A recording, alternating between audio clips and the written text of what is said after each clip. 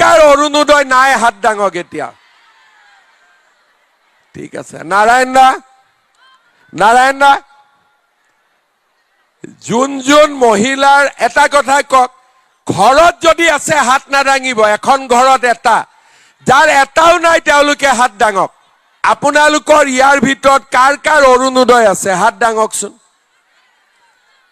অলপ হাতখন দাঙি ৰকক হাত দাঙিলে নাম কাটা নাযায়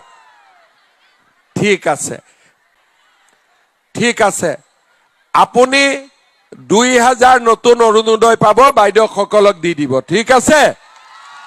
ভাল হ'ব নে বেয়া হ'ব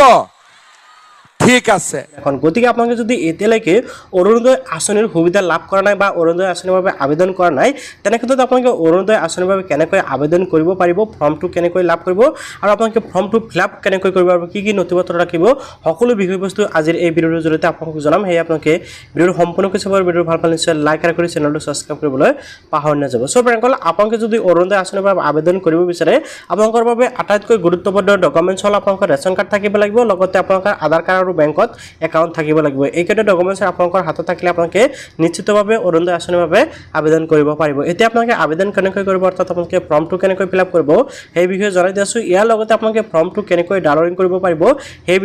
বিষয়ে ভিডিঅ'টোৰ শেষৰ ফালে কম গতিকে আপোনালোকে ভিডিঅ'টো সম্পূৰ্ণকৈ চাই থাকিব তো প্ৰথমতে এটো হল ফৰ্ম আপোনালোকে ফৰ্মটো ডাউনলোড কৰিব বা আপোনালোকে ফৰ্মটো জোৰ পৰা সংগ্ৰহ কৰিব সংগ্ৰহ কৰাৰ পিছত আপোনালোকে দেখিবলৈ পাব ফৰ্মখন এনেকৈ আছে সো এটা চাওক আপোনালোকে ফৰ্মটো কেনেকৈ ফিলআপ কৰিব এটা চাওক এপ্লিকেশ্যন ফৰ্ম ফৰ অৰুণোদয় 3.0 আপোনালোকে নিশ্চয় দেখিবলৈ পাইছে তো প্ৰথমতে আপোনালোকৰ প্ৰয়োজন হ'ব এক কপি ফটো এটো সাইডত আপোনালোকে দেখিবলৈ পাইছে এটা আপোনালোকে ফটো লগাব লাগিব লগতে ফটোৰ ওপৰত দি আপোনালোকে ক্ৰছিং সিগনেচাৰ কৰিব লাগিব ওকে এতিয়া আপোনালোকে স্টেপ বাই স্টেপ ফৰ্মটো ফিলআপ কৰিব লাগিব এটা চাওক প্ৰথমতে হতাইছে are you an existing beneficiary under Arunodoi scheme যদি আপোনালোকে আগৰ পৰা অৰুণোদয় আঁচনি লাভ কৰিছে তেনেকৈ ইউজ কৰিব নকৰিব তাৰ পিছত দ্বিতীয় অপচনটো ইয়াতে সোধা হৈছে যে আপোনালোকৰ ৰেচন কাৰ্ডৰ নাম্বাৰ আছে নাই অৰ্থাৎ ৰেচন কাৰ্ড নাম্বাৰ ইয়াতে আপোনালোকে বহাব লাগিব তাৰ পিছত ইয়াতে আছে ডিস্ট্ৰিক্ট আপোনালোকৰ ডিস্ট্ৰিক্টৰ নাম হ'ব তাৰ পিছত এলএসএ অৰ্থাৎ আপোনালোকৰ বিধানসভা সমষ্টি নামটো দিব লাগিব ওকে এই ডিটেইলছখিনি দিয়াৰ পিছত ইয়াতে আপোনালোকে দিব লাগিব এপ্লিকেন্ট ডিটেইলছ অৰ্থাৎ আপুনি যোনজন ব্যক্তিৰ ফৰ্ম ফিলআপ কৰিছে বা যোনজনৰ বাবে এপ্লিকেশ্যন কৰিব সেইজনৰ ব্যক্তিৰ ডিটেইলছ দিব লাগিব তো প্ৰথমতে আছে এপ্লিকেশ্যন ফাৰ্ষ্ট নেম অৰ্থাৎ মহিলাজনীৰ প্ৰথম অংশৰ নামটো দিব আৰু ইয়াতে চাওক মিডল নেম লাষ্ট নেম এতে মিডল নেম নাই যদি নিদিব কিন্তু লাষ্ট নেমটো আপোনালোকে দিব লাগিব ওকে তাৰ পিছত ইয়াতে আছে care of wife of or daughter of ঠিক আছে যদি আপোনালোকৰ কেয়াৰ অফ হয় তেনে ক্ষেত্ৰত কেয়াৰ অফত দিব আৰু যদি ওয়াইফ অফ অৰ্থাৎ স্বামীৰ নাম দিব বিচাৰিলে বিবাহিত মহিলাৰ ক্ষেত্ৰত ইয়াতে দিব আৰু অবিবাহিত মহিলাসকলৰ ক্ষেত্ৰত ডটাৰ অফত ক্লিক কৰি আপোনালোকে টিক লগাই আপোনালোকে ইয়াতে নামটো লিখিব লাগিব অৰ্থাৎ গাৰ্ডিয়ান নামটো বা হাজবেণ্ড ফাদাৰছৰ নাম আপোনালোকে লিখিব লাগিব তাৰ পিছত ইয়াতে আছে জেন্ডাৰ আপোনালোকে মেল ফিমেল যেটো হয় আপোনালোকে এটো দিব লাগিব এন্ড ইয়াতে আপোনালোকে দিব আছে ডেট অফ বাৰ্থ আপোনালোকে দিব এতিয়া আপোনালোকে দিব লাগিব ইয়াতে বেংকৰ ডিটেইলছ ওকে এটা চাওক এড্ৰেছ ডিটেইলছ সৰি ইয়াতে আপোনালোকে দিব লাগিব এড্ৰেছ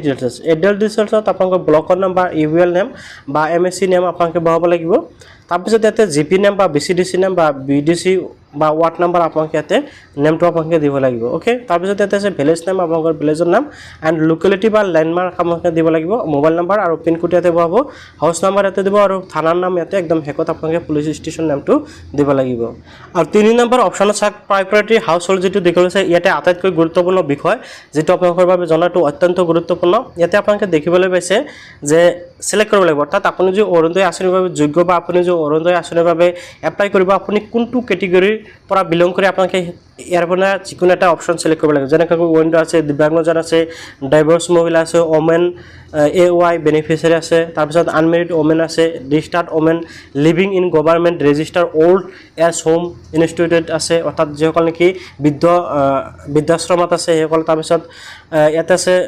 যিসকলৰ নেকি 2 লাখ অৰ্থাৎ household income less than 20 lakh annual যিসকল নেকি 2 লাখতকৈ কম ইনকাম সেইসকল বা ৰেজিষ্টাৰ্ড ওমেন লিভিং অন এলম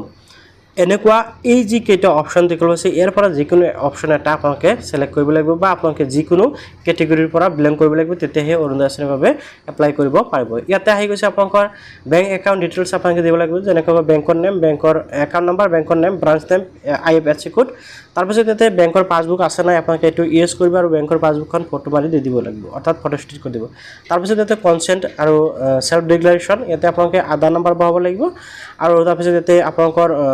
ভোটাৰ আই ডি কাৰ্ডৰ নাম্বাৰটো পাব আৰু ইয়াতে সেলফ ডিক্লাৰেশ্যন ইয়াতে আপোনালোকে ইউজ কৰিব এণ্ড আপোনালোকে তলত চাওক আপোনালোকে দেখিব আছে সিগনেচাৰ এটা আপোনালোকে ইয়াতে সিগনেচাৰ মাৰিব লাগিব আৰু একদম শেষত আপোনালোকে দেখিব পাব স্বঘোষণা অৰুণোদয় 3 বাবে ইয়াতে আপোনাৰ নাম আৰু বয়স ঠিকনা ৰেচন কাৰ্ডৰ নাম্বাৰ এইসমূহ দি আপোনালোকে জাষ্ট তলত একদম তলত আহিব আৰু ইয়াতে আপোনাৰ তাৰিখ আৰু সিগনেচাৰ কৰি আপোনালোকে এই ফৰ্মটো কিন্তু লগত জমা দিব লাগিব